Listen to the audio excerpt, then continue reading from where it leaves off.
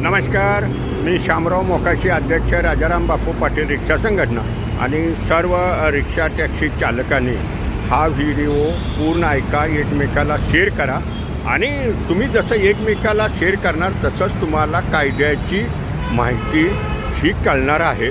आता बघा, रिक्षा टॅक्सीचं मुंबई महानगर क्षेत्रातील रिक्षा टॅक्सीचं भाडं वाढलेलं होतं.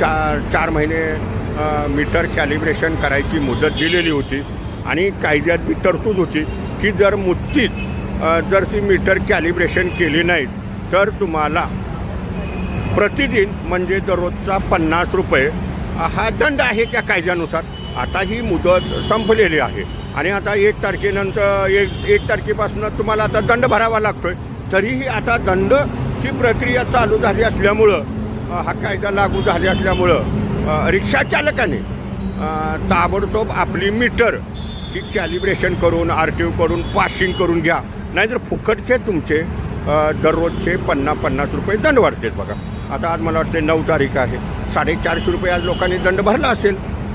म्हणजे तुम्ही कुठल्या RTOमध्ये जावा, विरारला जावा, ठाण्याला जावा, दहिसरला जावा, बोरो अंधेरीला जावा, म्हणजे जो कायदा आहे ते मुंबई महानगर क्षेत्रात 10 RTO कार्यालय येतात. नवी मुंबई येतं, कल्याण येतं, पेन येतं, पनवेल येतं आणि त्यानुसार मग तुम्हाला दररोजचे 50 रुपये भरावे लागतात. आता हा 50 रुपयानं हा कायदा 5,000 रुपयेपर्यंत जातो.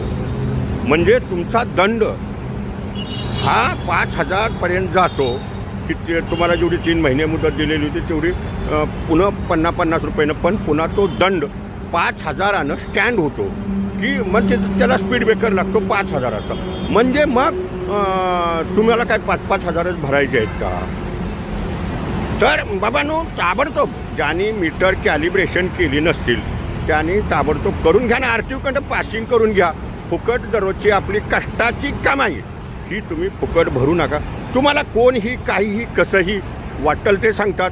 तुम्ही मूचवाले मोकाशी यूट्यूबचे व्हिडिओ बघत राहावा, ऐकत राहावा आणि त्या पद्धतीनं काम करा, त्याच्यात तुमचाच फायदा होणार आहे. आता बघा, एवढी मेहनत करायची तुम्ही आणि त्यातले 50 रुपये दररोजचे दंड भरायचे, म्हणजे आपलं काम जे आहे ते प्रत्येकानं टायमात केलं पाहिजे.